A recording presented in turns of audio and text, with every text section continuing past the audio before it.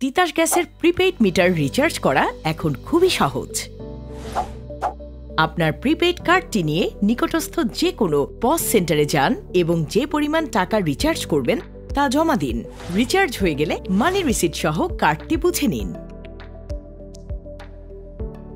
এরপর gas metre recharge করার জন্য মিটারের এ বাটন পরপর 2 বার 1 সেকেন্ডের একটু বেশি সময় চেপে ধরে ছেড়ে দিন। মিটারে ইন লেখাটি মিটমিট করে জ্বলে উঠলেই আপনার রিচার্জ কার্ডটি মিটারের বাটন দুটির ঠিক নিচে নির্ধারিত স্থানে চেপে ধরুন।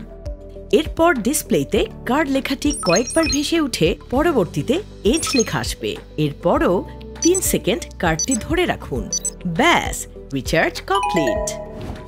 তবে রিচার্জের আগে যদি আপনার ব্যালেন্স শূন্য থাকে সেক্ষেত্রে মিটারে ক্লোজ লেখা থাকবে এবং আপনার গ্যাস প্রবাহ বন্ধ থাকবে।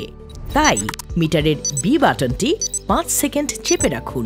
দেখবেন ক্লোজ এর পরিবর্তে ওপেন লেখা আসবে এবং গ্যাস প্রবাহ পুনরায় চালু হয়ে যাবে।